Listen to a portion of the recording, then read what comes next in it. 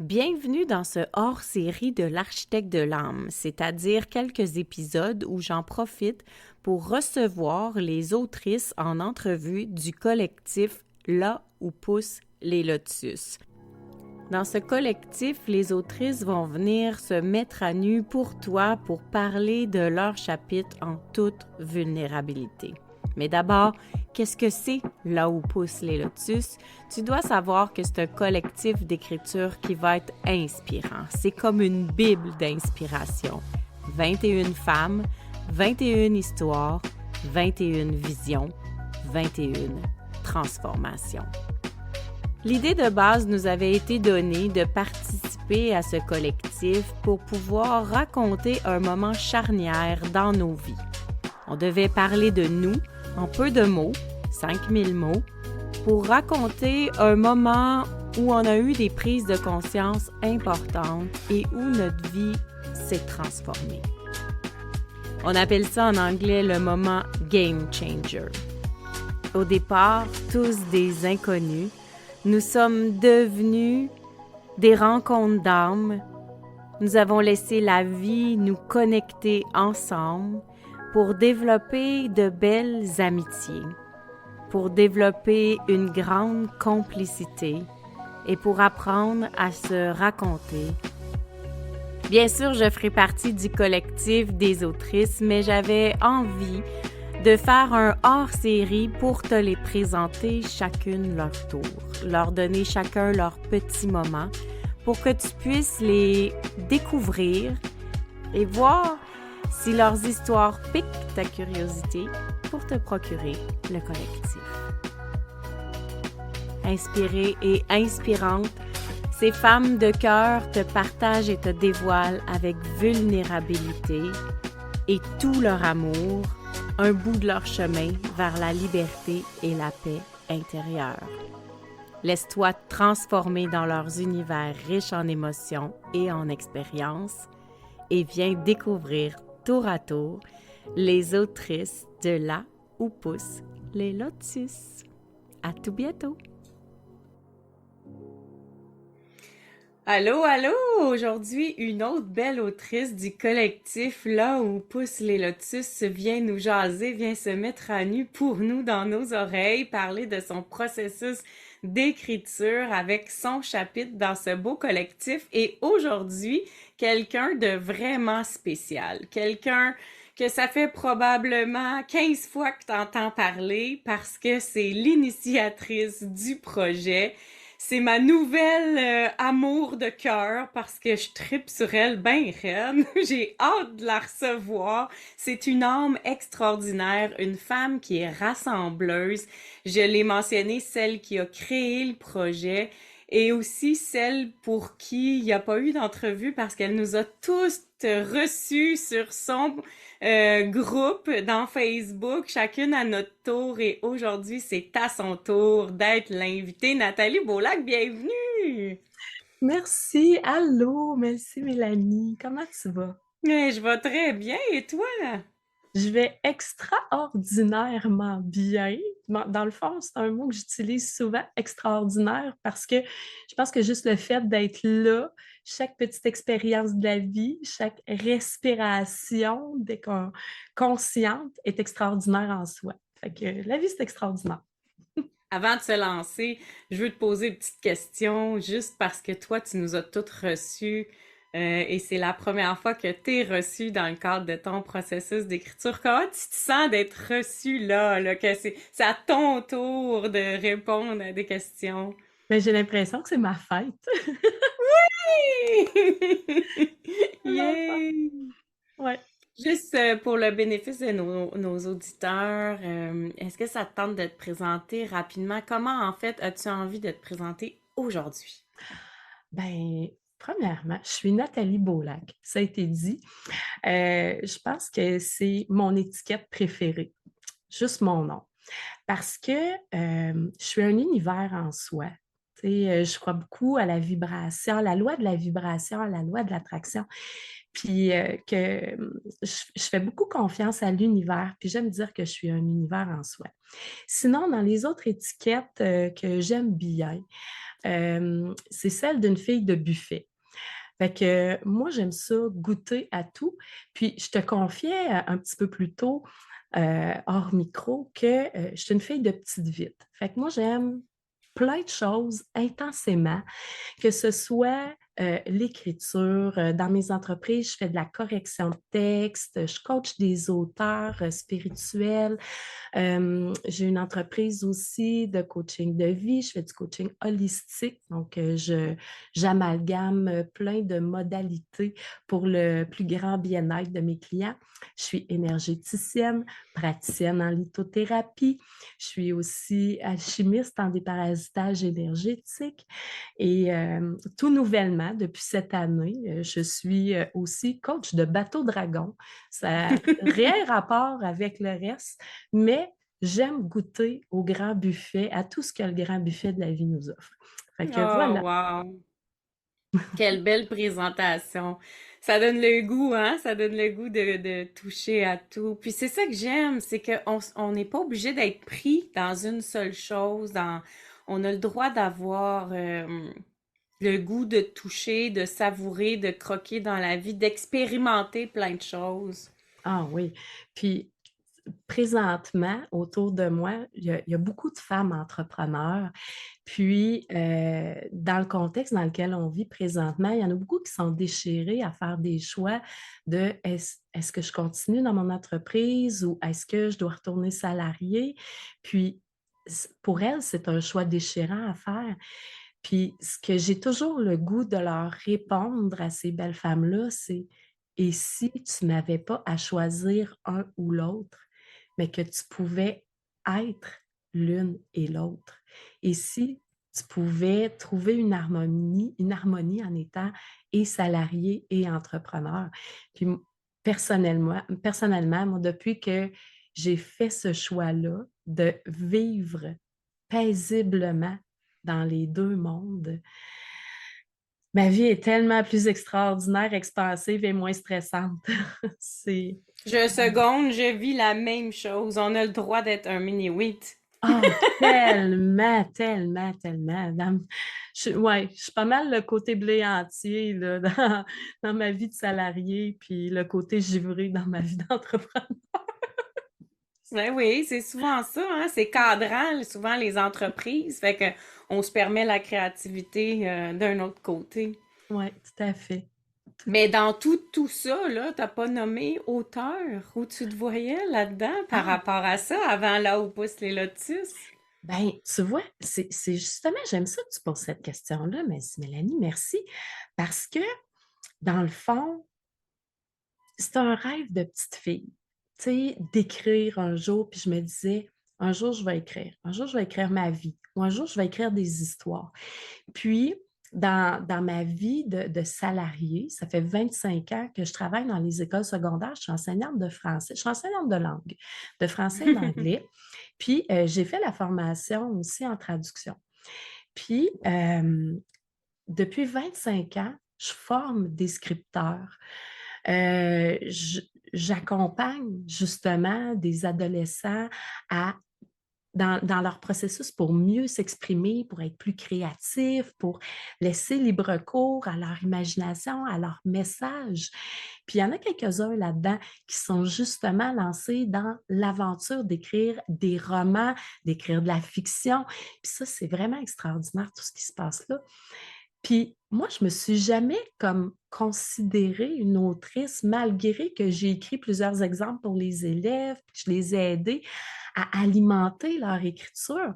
Je me voyais plus comme la coach en arrière, tu sais, ou sur la ligne de touche, là, qui crie ah ouais, let's go, lâche pas, elle fait ça de même, essaye tel jeu, puis qui les propulsait vers un meilleur jeu, vers quelque chose de plus expansif, de plus précis ou de plus émouvant comme écriture. Puis là, maintenant que tu me poses la question, c'est là que je réalise que, ah ben bon, Yann, moi aussi, je suis en train de devenir une autrice, c'est pas extraordinaire? Parce que dans le fond, t'as pas publié de tes récits, même si t'as écrit. Ben non, j'ai rien de publié encore, à part tout ce que je publie sur les réseaux sociaux. Ça aussi, à quelque part, c'est de l'écriture, là. C'est du partage de qui je suis, mais aussi, il y a des histoires que je raconte, il y a des fables, il y a toutes sortes de textes qui sont inventés ou qui servent de je cherche le mot puis ça vient pas, mais qui servent justement pour faire travailler l'imaginaire puis amener des prises de conscience. Puis, effectivement, c'est pas officiellement publié dans une maison d'édition, c'est pas publié version papier que l'on peut tenir dans nos mains. Puis quand tu as réalisé que le projet, il allait vraiment être vivant, qu'il allait vraiment exister, est-ce que tu avais déjà en tête sur quoi tu allais Ah, écrire? pas une minute. Ben, au départ, je m'étais dit, je vais coacher. Ça, c'est ça que je fais, je vais coacher. Puis à un moment donné, je me suis dit, ben, pourquoi est-ce que je ne mettrais pas mon propre chapitre, moi aussi? Parce que moi aussi, j'en ai vécu des choses qui m'ont permis de grandir, qui m'ont permis de m'épanouir. Puis pourquoi est-ce que j'ai demandé aux gens de partager des chapitres de vie qui ont été euh, des moments charnières, comme on dit en bon français, des game changers? Ben, pourquoi est-ce que je ne me l'autoriserais pas moi aussi? Parce qu'à quelque part, ma vie a littéralement changé il y a une dizaine d'années. Puis il y a eu un événement charnière dans ma vie qui a vraiment amorcé cette transformation-là vers la femme que je suis aujourd'hui. Ouais, c'est Hmm. là, c'est au bout de cette réflexion-là que je me suis, moi aussi, autorisée à faire ce même partage-là que vous. Puis je me disais, dans le fond, là, je vais me mettre vraiment dans les souliers puis dans les culottes des gens que je coach habituellement pour vraiment vivre l'aventure jusqu'au bout, moi aussi. Je trouve ça important de faire la parenthèse là-dessus parce que non seulement tu as initié le projet, mais c'était c'était quand même altruiste comme projet. Tu voulais mettre des femmes en lumière, tu voulais joindre des femmes ensemble pour qu'elles apprennent à travailler en équipe, tu voulais créer quelque chose, mais tu t'es pas dit moi j'ai le goût d'écrire un chapitre, comment je pourrais bien faire ça? Tu sais, l'idée première, c'était vraiment de coacher. Fait que je trouve ça le fun que tu prennes le temps de faire la parenthèse pour montrer à quel point toi, tout ce que tu voulais, c'est qu'il y ait une naissance d'un livre inspirant. Tu voulais redonner au suivant en sachant que l'aventure allait être extraordinaire, tout aussi savoureuse que le produit au bout. Puis à un moment donné, c'est quand tu as eu ce petit déclic-là de dire OK, moi aussi j'écris parce qu'au départ, là, je m'en souviens quand tu as fait l'invitation, c'était pas placé en toi que tu allais écrire encore. Pas du tout. Puis, je pense que le déclic, il est venu quand on a eu notre première rencontre, tout le collectif ensemble. On s'était rencontrés, on s'était fait une réunion en ligne un dimanche matin, je pense. Puis on en a fait une autre aussi sur une heure de dîner. Mais c'est cette première fois-là où tout le monde a partagé sur quoi elle pensait écrire ou qu'est-ce qu'elle avait choisi comme chapitre de vie. Puis là, mon tour est arrivé. Puis là, c'est là que quand on m'a posé, toi, Nathalie, sur quoi tu vas écrire? Oh! Là, ben, mon petit hamster à l'intérieur, là, il s'est mis à pédaler vite, vite, vite, vite dans sa roue, là. Puis, c'est pas une réflexion le choix que j'ai fait d'embarquer moi aussi dans l'aventure puis de dire je vais écrire, c'est pas une longue réflexion qui a pris des semaines et des heures, là. Ça a été vraiment quasiment 3 fractions de seconde. Puis, je pense que mon hamster court plus vite que Usain Bolt. Et puis, ça a été là de dire, ah ben oui, tiens, je pourrais moi aussi m'intégrer là-dedans puis vivre ça. Puis, ben, je vais écrire sur ma pas rencontre avec un pilier de viaduc. Je vais faire ça. Hmm. Mon rendez-vous non choisi avec un pilier de viaduc. Je dis je vais, là, C'est mais fait. c'est fait, c'est écrit. Mais t'étais dans la rencontre du dimanche matin. Ouais, c'est ça. Je pense que j'étais encore là. Mais c'est là. Puis j'aurais pu écrire sur 12 millions d'autres choses parce que, puis, mais vraiment, ce moment-là a été un très, très grand, en anglais, on dit un milestone. Mm. Tu sais, ça a été Un marqueur. une pierre blanche, ouais, un marqueur important sur mon chemin de vie qui a vraiment, tu sais, comme quand on flippe un 25 cents pour jouer à pile face, là, bien, ça a été ça. Ça a été vraiment, là, OK, je pogne la crêpe, je la revire de bord, puis on recommence sur une ardoise neuve, puis qu'est-ce que je veux être à partir de maintenant? Qu'est-ce que je veux vivre à partir de maintenant? Puis qu'est-ce que je suis prêt à laisser partir de moi, de mon identité, de toutes les étiquettes que j'ai acceptées qu'on m'appose et que je m'apposais moi-même, de quelles étiquettes est-ce que je veux me départir, lesquelles sont lourdes, lesquelles je veux me défaire, c'est quoi mes boulets que je veux laisser aller. Puis à partir de cet événement-là, tout ça, ça a été une grande prise de conscience, ça a été un grand chambardement, un grand chamboulement aussi dans ma vie au complet, puis dans celle de mes enfants, puis de mon amoureux, puis de mes collègues de travail, puis de mes amis. Mais je pense que c'était, ben je pense pas, je sais, c'était pour le plus grand bien, parce que la Nathalie que vous entendez, que tu entends, puis que peut-être vous voyez, je ne sais plus, sur YouTube, cette affaire-là. Oui. Pardon. Mais tout ça, la Nathalie que tu entends, puis que tu vois, puis que tu rencontres aujourd'hui, n'aurait pas existé si cet événement-là n'était pas arrivé. Et comment ça te fait te sentir, de te plonger là-dedans, puis de revivre ça pour pouvoir l'écrire? Euh, Ça a été vraiment intéressant de revisiter cet événement-là à vol d'oiseau. Euh, il y a eu des moments où ça a été vraiment émotif, où j'ai pleuré, j'ai repleuré, parce que ça a été une époque, je pense que j'ai vraiment pogné le 8e sous-sol, le 8e fond de mon baril, là, tu sais. Mais j'ai repleuré de m'être replongée dans mon état d'esprit, dans mon état corporel de ce moment-là. Mais j'ai pleuré aussi de fierté de constater tout le travail accompli, de fierté de voir puis d'intégrer la personne que je suis devenue grâce à ça ou la personne que je me suis réautorisée à être. Parce que avant que j'essaie de coller à tout ce que la société, mes parents, puis tous très bien intentionnés, là, mais à tout ce que tout le monde à part moi voulait que je sois, ben avant d'accepter ça, j'étais la Nathalie que je suis présentement. Oui. Ça a été vraiment une constatation géniale de ce retour à ma source.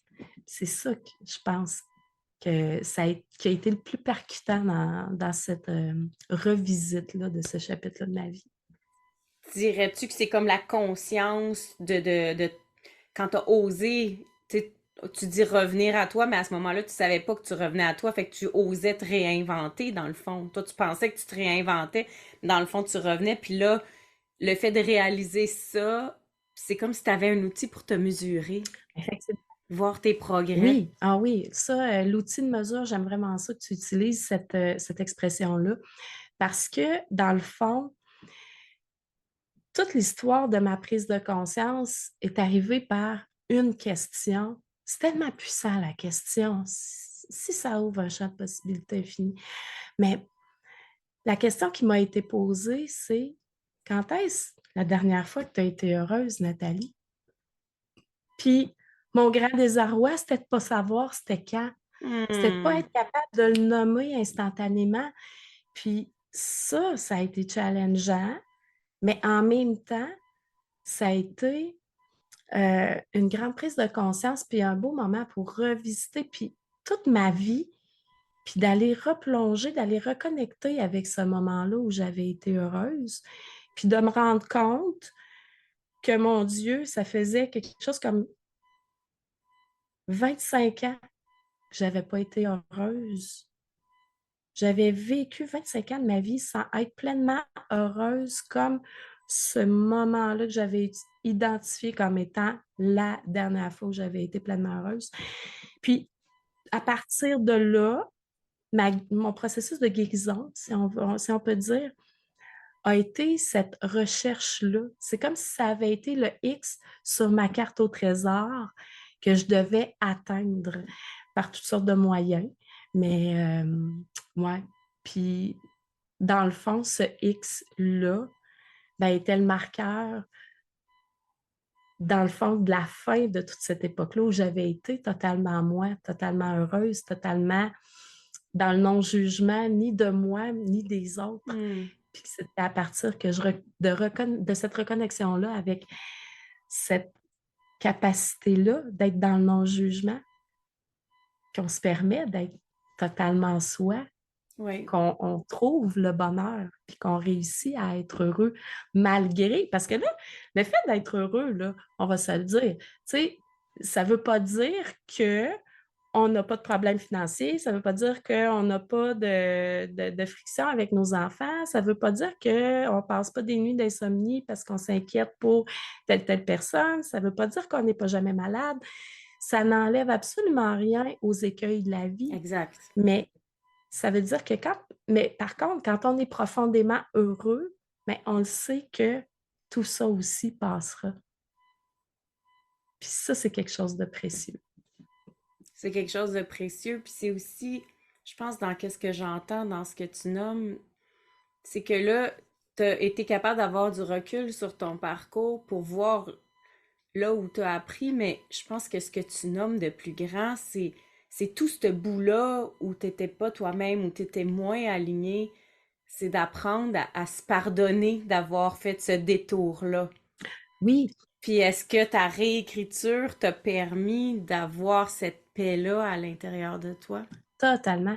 Puis c'est quelque chose aussi, tu parles de détour, mais c'est quelque chose, c'est un sujet, justement, le détour, que j'aborde dans ma conférence Rallumer les étoiles. Parce que oui, aussi, je donne des conférences. On en fait des Un autre chapeau. un autre chapeau. Mais dans le fond, je considère pas ça comme un détour. Je considère ça comme l'exploration d'un chemin autre. Tu sais, c'est comme si j'avais quitté le chemin de briques jaunes pour aller gambader dans le champ de pâquerettes, pour aller explorer qu'est-ce qui se cachait dans le champ de pâquerettes, aller sentir les fleurs, découvrir que j'avais des allergies, marcher dans une bouse de cheval, tu sais. Puis que tout ça, à un moment donné, à force d'avoir de la difficulté, ben, le chemin de briques jaunes est encore là, puis je peux y retourner. Tu sais. C'est, puis c'est d'apprécier aussi, savoir apprécier tout ce qu'on a appris, toutes les réalisations qu'on a faites, les prises de conscience qu'on a faites à travers toutes les découvertes que l'on fait dans le champ de pâquerettes. Oui. Ben, j'utilise le mot détour sans connotation Ouais. négative, tu sais, dans le sens où tu marchais par là, la vie t'avait fait un chemin pour toi, puis toi, t'as décidé, tu sais, je vais aller explorer ici, et à un moment donné, tu reviens finalement à toi. Fait que, tu sais, c'est juste de prendre le chemin le plus long pour arriver à la même place. Fait que c'est pour ça que j'appelle ça un détour, mais c'est dans ce chemin-là qu'il y a le plus de nouveautés, de magie, d'apprentissage, d'expérience. Ouais. Si on va trop vite en avant, on n'a pas le temps d'assimiler tout, puis de savourer, puis de Mm. justement s'arrêter aux fleurs, puis tu savourer l'expérience. Oui, puis je trouve ça tellement magique, le geste que tu as fait en démontrant le détour, parce que là, pour le bien des oreilles du podcast, pas vidéo, là, Mélanie avait une main très droite devant elle, puis une autre qui a fait un signe de C, qui partit du bas de son poignet jusqu'au haut de ses doigts. Puis, il faut savoir que, là, je te fais une confession, quand j'ai choisi ma bague de finissant, euh, au, à- c'est-tu au secondaire? Oui, ma bague de finissant du secondaire. Le design dessus, moi, j'aime les choses bien épurées, bien simples, mais le design dessus, c'était ça. C'était une ligne droite avec une courbe qui vient la rejoindre. Puis, tout a une signification pour moi. Puis, j'expliquais à ma mère pourquoi j'avais choisi cette bague-là, parce qu'elle disait, voyons, Nathalie, tu aurais pu prendre quelque chose, tu sais, avec un diamant ou quelque chose. Je dis, non, maman, celle-là, je l'aime comme ça parce que ça montre que dans la vie, il y a plusieurs chemins, mais on finit tous par se rendre à la même place. Oh! Hein? C'est-tu beau? Oh, tellement! Tout est dans tout. Ouais. Fait que quand tu as fait ce geste-là, ça m'a fait penser à ma bague de finissant. Fait que déjà, tu savais ça très jeune. Inconsciemment, ouais. Ouais, inconsciemment. Ouais. Hmm. Ouais. Puis ma vie a été ça. Pendant 25 ans, un beau chemin détourné pour aller faire plein d'apprentissage jusqu'à revenir à mon chemin de briques-jaunes. De te déposer comme ça, de coucher tes mots sur papier, de voir ta vie dans un chapitre, de voir là où poussent les lotus qui va prendre forme. Est-ce que ça te donne le goût d'être autrice dans le futur? Encore oui. Oui. Puis là, parce que mon cerveau est en totale et constante effervescence, au grand désespoir de mon amoureux, parce que des fois, je me lève la nuit pour prendre des notes. Mais là, je suis en train de me demander, est-ce que j'écris de la fiction ou je continue dans le récit de vie? Parce que là, j'ai un beau chapitre d'écrit. Ça pourrait être intéressant de faire du pouce là-dessus. Quels autres chapitres je pourrais écrire? Mon Dieu, ça va donner une encyclopédie. Fait que c'est ça. Là, on va laisser l'eau du lac se déposer. Puis je vais faire comme plusieurs autres, avoir plusieurs cahiers d'écriture. Puis je pigerai quand le moment sera venu.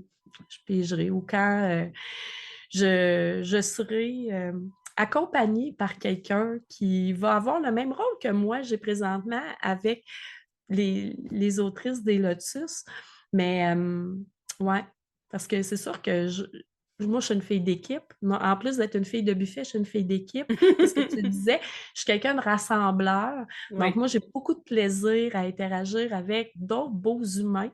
Puis, j'aime ça, être challengée. Puis, j'ai de la difficulté à me challenger tout ça. Fait que, c'est ça. Fait qu'en étant accompagnée par une personne de choix, ben, c'est sûr que ce projet-là, cet autre projet-là va voir le jour. Ah, on est content. Ma dernière Oui. question. Quel grand message tu aimerais que le lecteur retienne de ton chapitre? Ah, c'est drôle, hein? J'ai posé cette question-là à tout le monde sans jamais penser à ce que j'allais répondre moi-même à cette question-là. Ce que je veux que les gens retiennent, c'est que même au plus noir de ta nuit noire, il y a toujours un petit feu, une petite braise quelque part à l'intérieur de toi qui demande juste à ce que tu laisses s'entrouvrir une de tes fêlures pour que le vent puisse entrer puis souffler dessus puis rallumer ton brasier. C'est ça le message, je pense, que je veux que les gens retiennent. Hmm, Ouais, qu'on a ça en dedans, puis que ça peut revenir, qu'on s'éteint pas. ouais. On a tout ça, Ah. cette, ce désir de vivre, puis que de, c'est humain de tomber, c'est humain d'être découragé, c'est humain de chercher des solutions pour apaiser notre douleur, pour que notre douleur cesse, mais que c'est jamais nécessaire de prendre des décisions définitives pour des problèmes temporaires. Tu sais, tout à l'heure, je disais, ça aussi, ça va passer. Oui. Mais tout finit par passer. Oui. Puis, au bout du compte, tout est une question de mindset. Oui. Osons être notre vent doux intérieur, notre propre rallumeur de flammes. Ouais. Tellement un beau message. Ouais. Merci, merci Nathalie. Si les gens ont le goût de connecter avec toi, bien sûr, on laissera tous tes liens dans les notes d'épisode pour te rejoindre, pour d'un clic aller te suivre ou te voir dans tes différents projets. Qui sait, on fera peut-être tous du bateau dragon bientôt. À quel point vous allez aimer ça que j'écris après? C'est un honneur, Nathalie, sache-le, c'est un honneur pour moi de t'avoir ici aujourd'hui parce que sans toi, les lotus n'existeraient pas. Et là où poussent les lotus, bien qu'ils ne soient pas sortis encore, ce collectif-là, c'est déjà un grand succès. Et au nom de toute l'équipe, au nom de toutes les autrices, je te remercie d'avoir eu cette idée et de la mettre en place et de la faire vivre et de l'entretenir jour après jour. Merci du fond du cœur pour ton chapitre, merci pour l'idée et merci d'être toi, merci d'être là. Bien, merci de m'avoir reçu, puis je tiens à souligner votre implication extraordinaire dans ce projet-là, merci Mélanie, parce que une idée toute seule, avoir une idée à nous toute seule, si on n'est pas entouré pour la concrétiser, pour lui donner vie, mais ça reste juste une idée. Puis avec votre collaboration, avec votre implication, votre générosité, votre don de vous qui est incommensurable et incalculable, bien, c'est tout ça qui fait que ce projet-là est extraordinaire comme ça. C'est vraiment la collaboration puis la force du groupe. Fait que c'est à mon tour de te dire merci de faire cette belle aventure-là, puis de lui donner vie à ta façon aussi. Oh, merci. Alors, vous avez vu Nathalie Beaulac, entendu Nathalie Beaulac, initiatrice du projet, mais aussi aujourd'hui, on a reçu Nathalie en tant qu'auteure et c'était un plaisir. Je dis à tous les auditeurs, à tout bientôt et oubliez pas d'aller vous chercher une copie. Merci Nathalie. Merci. Au revoir. Bye tout le monde. J'aurais jamais cru ça possible si tu m'en avais parlé il y a quelques mois. Et pourtant, voilà, on en est là. Pour certaines, c'est un grand rêve qui prend forme, une vision qui se matérialise ou même un souhait qui se concrétise. Mais pour nous toutes, c'est des histoires qui se déposent. Et enfin, nous pouvons dire nous sommes devenues des autrices. Comme cette fleur, créature des marécages, nous avons pris naissance dans la boue et nous avons su nous en nourrir pour fleurir et déployer notre unicité et notre beauté. Seras-tu inspiré, toi aussi, à ton tour, de devenir un lotus? Je te le souhaite, c'est vraiment une magnifique expérience.